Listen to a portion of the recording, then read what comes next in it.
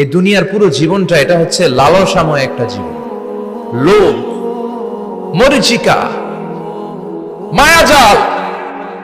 এই মায়াজালে আমরা আটকে আছি, ফলে মৃত্যুর কথা আমরা ভুলে গিয়েছি। পাগলের মতো ছুটছি, আরো টাকা লাগবে, আরো খ্যাতি লাগবে, আরো যশ লাগবে, আরো দাপট লাগবে। আমার এত টাকা দিয়ে কি হবে, এত সম্পদ দিয়ে কি হবে, এত ব্যস্ততা দিয়ে কি হবে তোমার? স্টপ, থামুন, অনেক হয়েছে। আন্না,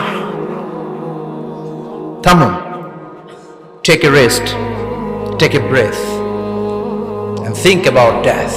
Think that you have to go back to your Lord. একটু বসেন না, একটু ভাবেন যে আমাকে চলে যেতে হবে, চলে যেতে হবে। এই কোলাহল, এই ব্যস্ততা, এগুলো থাকবে, থাকবো না আমি। সাইয়েদনা ওমর ফারুক বলেছেন, মুতু ক্বাবলা আন তামুতু, মরার আগে একবার মরো। হাসিবু ক্বাবলা আন তুহাসাবু আলাইকুম, তোমার হিসাব নেওয়ার আগে তুমি একবার নিজের হিসাবটা করো না। কাগজ বের করে একটু লিখো না কি কি ভালো কাজ করছিলা, যেগুলো দিয়ে নাজাতের ওসিলা হতে পারে। 1 2 3, আর কি কি আকাম কুকাম করছো দেখো না, লিখে দেখো তোমার অবস্থাটা কি। মরার আগে একবার মরো। মরার আগে খাটের মধ্যে শুয়ে শটান করে চোখ বন্ধ করে একবার মরার ভান করে দেখেন কেমন লাগে। চোখটা বন্ধ করেন আর ভাবেন আপনি নাই, কি কি হতে পারে ভাবেন।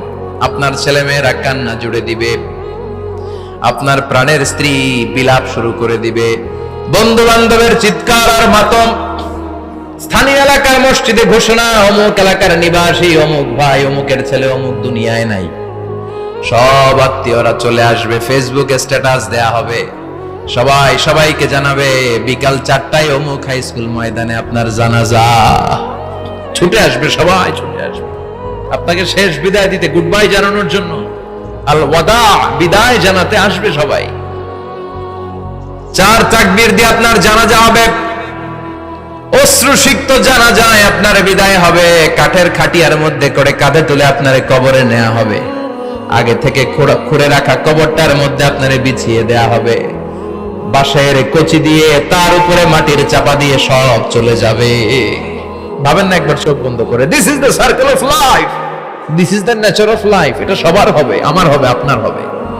এত মায়া, এত ভালোবাসা কই যাবে? কেউ থাকবে না, সবাই আপনার অন্ধকার কবরে রেখে দিয়ে চলে আসবে। উপরে বাঁশের কঞ্চি, তার উপরে মাটির চাপা, অন্ধকার আর অন্ধকার। এই অন্ধকার যেন শেষ হতে চায় না, শুধুই অন্ধকার, ঠিক কিনা? এজন্য আমাদের চলে যেতে হবে। দাদা গেল, চাচা গেল, মামা গেল, আমাদেরকেও যেতে হবে, জোরে কোন ঠিক কিনা? একদিন মাটির ভেতরে হবে ঘরে মন আমার, কেন বন্ধ দালান ঘর, প্রাণ পাখি উড়ে যাবে পিঞ্জর ছেড়ে।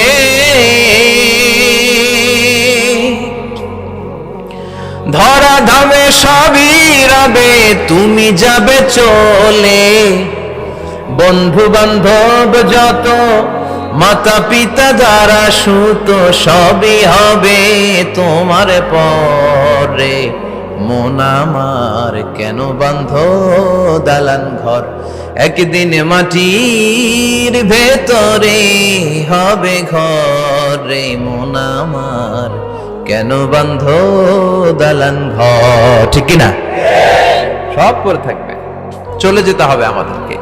এজন্য আখিরাতের কথা যেন আমাদের স্মরণ হয়। বিশ্বনবী বলতেন, নাহাইতুকুমান জিয়ারাতিল কবুর, আমি তোমাদেরকে কবর জিয়ারত করতে আগে নিষেধ করতাম, কিন্তু এখন নিষেধাজ্ঞা প্রত্যাহার করে নিলাম। এখন সব সময় তোমরা কবরের সামনে যাবা আর জিয়ারত করবা। কবরস্থানে জানতো বড়ুয়া কৃষ্ণপুরের এই গ্রামের কবরস্থান আছে কোন দিকে? পূর্ব দিকে আছে, গোখরার জলের ওদিকে। যান আপনারা, একটু যাবেন, একটু গেলে আখিরাতের কথাটা স্মরণ হবে। ওখানে ছোট শিশুরা শুয়ে আছে, কিশোর যুবকরা আছে, আপনার মতো তাগড়া যুবক মুরব্বীরা আছে। এরা এই এলাকায় থাকতো, এরা আকাশ থেকে নেমে আসে না, এই এলাকার সন্তান আজ নাই। একটা সার্টেন পিরিয়ড শেষে আপনিও থাকবেন না। This is the nature of life, this is the circle of life.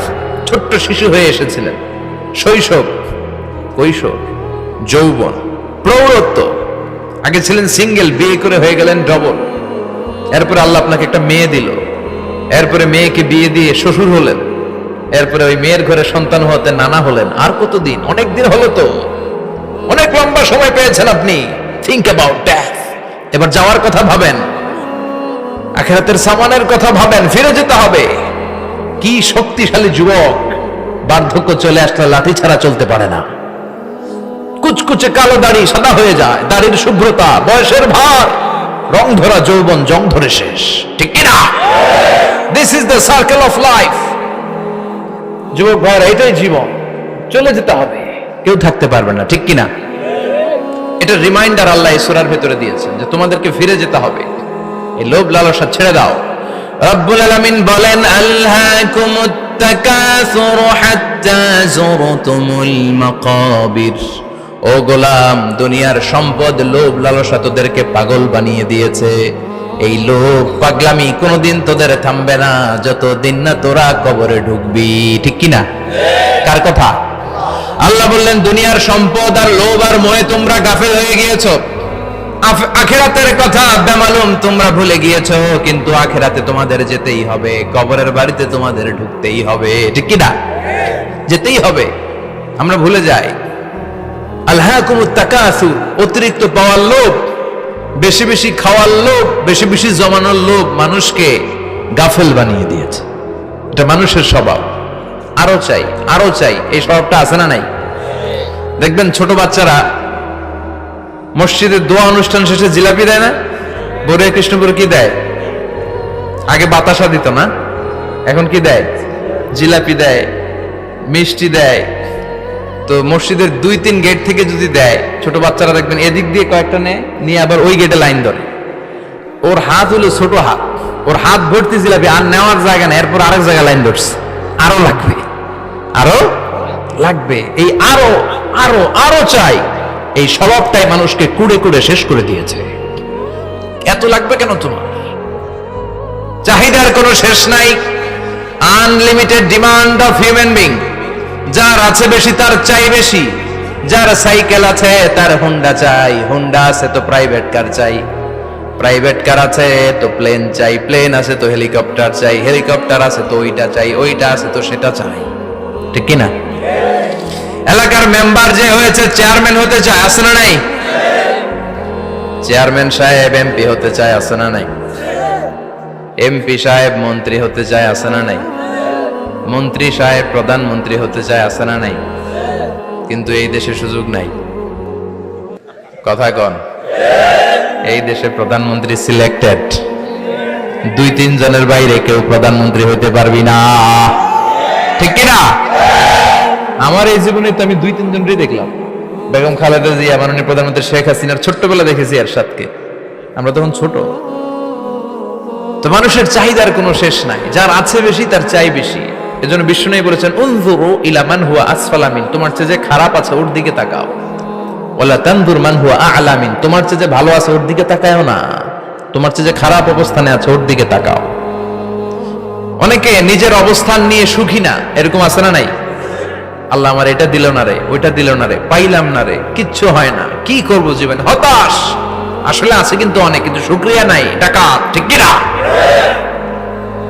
নিজের অবস্থান নিয়ে সুখী না, কিন্তু অনেক লোক আছে তারা আপনার অবস্থানে পৌঁছতে চায়। তাদের দিকে তাকিয়ে দেখেন, আপনি যে অবস্থানে আছেন এই অবস্থানে পৌঁছাটা অনেকের কাছে স্বপ্ন। তারা প্রতিনিয়ত সংগ্রাম আর স্ট্রাগল করে যাচ্ছে আপনার অবস্থানে পৌঁছতে, আর আপনি এটা নিয়ে সন্তুষ্ট না। শেখ সাদির নাম শুনেছেন? বালাগাল উলা কাশাফাত দুজা, এই কবিতাটার রচয়িতা ইরানের বিখ্যাত এক কবি। উনি একবার আর্থিক সমস্যার মধ্যে দিয়ে সময় কাটাচ্ছেন, টাকা নাই, পয়সা নাই, পায়ে দেওয়ার মতো জুতা নাই। উনি খুব দুঃখ পেলেন, হায় রে, আমি ইরানের এত বড় কবি, আমার পায়ে দেওয়ার মতো জুতা নাই। দুঃখ ভরা মন নিয়ে রাস্তায় হাঁটতে বেরোলেন। হাঁটতে হাঁটতে হঠাৎ দেখলেন একটা লোক শুয়ে শুয়ে কাঁদছে, ওই লোকটার 2টা পাই নাই, পাই নাই। উনি সেজদায় পড়ে গেলেন, আল্লাহর কাছে ক্ষমা চাইলেন, আল্লাহ অনেক দিয়েছো, শুকর আলহামদুলিল্লাহ। এজন্য যেই পরিস্থিতিতেই থাকি না কেন আমরা কি পড়বো? জোরে বলেন, কি পড়বো? এজন্য কানাতু মিনাল ইসলাম, অল্পে তুষ্ট থাকার নাম হলো ইসলাম। সম্পদ লাগবে কিন্তু সম্পদের পাহাড় লাগবে না, ঠিক কিনা? অল্প খান, অল্প পড়েন, অল্প জমান, অল্পের ভেতরে বরকত ঢুকাইয়া দিছে কে? দেখবেন যাদের সম্পদ অল্প তারা সুখী বেশি। জরিপে এটা দেখা গিয়েছে, অনেক সার্ভেতে এটা এসেছে, যারা সম্পদশালী এরা দুঃখী বেশি। এদের দুঃখ বেশি, টেনশন বেশি, খুব স্বাভাবিক। টাকা যার বেশি, রোগ তার বেশি। টাকা যার বেশি, টেনশন তার বেশি। টাকা যার বেশি, ঘরে শান্তি তার কম। আছে না নাই? ঘরের ভিতরে অশান্তি, ছেলে কথা শোনে না, ছেলে টানে গাঞ্জা, মেয়ে করে পরকিয়া। আছে না নাই? স্ত্রী কথা শোনে না, ভালোবাসা নাই, ঘরটা জাহান্নামের টুকরা। রোগ বালাই, এক একটা হসপিটাল বিল পরিশোধ করতে মাসে 5 লাখ 10 লাখ। আছে না নাই? কিছু খেতে পারে না, ডাক্তার একেবারে ডায়েট মেনু বেঁধে দিয়েছে। Diet, very diet menu. এটা এটা এটা এটা কিছুই খাবেন না, শুধু গরু খাবেন না, খাসি খাবেন না, চিংড়ি খাবেন না, খালি ঘাস খাবেন। ইচ্ছে মতো ঘাস খাবেন, মানে ঘাস জাতীয় যত আইটেম আছে সব খাবেন। শাক খাবেন, সবজি খাবেন, সালাদ খাবেন। গরু, চিংড়ি, মুরগি, গোশত, ইলিশ কিছু খেতে পারে না। তাহলে রোগ বেশি, খাওয়ার মজা নাই, ঘরে সাংসারিক শান্তি নাই, খালি ব্যারাম আর ব্যারাম। ঠিক কিনা? কিন্তু সম্পদের পাহাড় ঘটেছে। আর অল্প যারা খায়, অল্প পড়ে, রিক্সাওয়ালা, কুলিওয়ালা, অল্প বেতনের চাকরি, কিন্তু হক হালালি মেনে চলে, দেখবেন শান্তি আছে অনেক। হ্যাঁ, বাসা ভাড়া দেয়, ফ্যামিলি চালায়, বাচ্চাদের স্কুল বিল, এরপরও মাস শেষে 1-2 হাজার টাকা হাতে থেকে যায়। আর ওর প্রতি মাসে 10 কোটি টাকা ইনকাম, তারপরও ব্যাংকের ঋণ আছে না নাই? সুখ কারে বলে? কিভাবে আপনি সুখকে ডিফাইন করবেন? সুখ তো টাকায় কিনা যায় না। শান্তি টাকা দিয়ে হয় না, শান্তি দেওয়ার মালিক কে? শান্তি আছে অল্প খেয়ে শুকর করার মধ্যে, শান্তি আছে আলহামদুলিল্লাহর মধ্যে। চিল্লায় বলেন ঠিক কিনা? এজন্য অল্প খাবো, অল্প পড়বো, অল্প জামাবো, অল্পের ভেতরে বরকত দিয়েছে কে? দেখেন, ধনী ভাইরা খেতে পারে না, কিন্তু রিকশালার কি সমস্যা হয়? রিকশালারা সব খেতে পারে। কুলিওয়ালা, দিনমজুর, এরা একেবারে স্লিম, সুঠাম দেহি, মেদহীন পেট, পেটে কোনো মেদ নাই, ভুড়ি নাই। আর কোটিপতিদের মেদ আছে না নাই? এত বড় বড় পেট। ঠিক কিনা? আমাদেরও পেট আছে, তবে হালাল পেট। এটা হারাম টাকা দিয়ে এই ভুড়ি বানাই নাই আমরা। ছেলে বলেন ঠিক কিনা? রিকশাওয়ালা, কুলিওয়ালা নিজেও নামাজ পড়ে, বউও নামাজ পড়ে, বাচ্চাটাও নামাজ পড়ে, রিকশা চালায় আর জিকির করে লা ইলাহা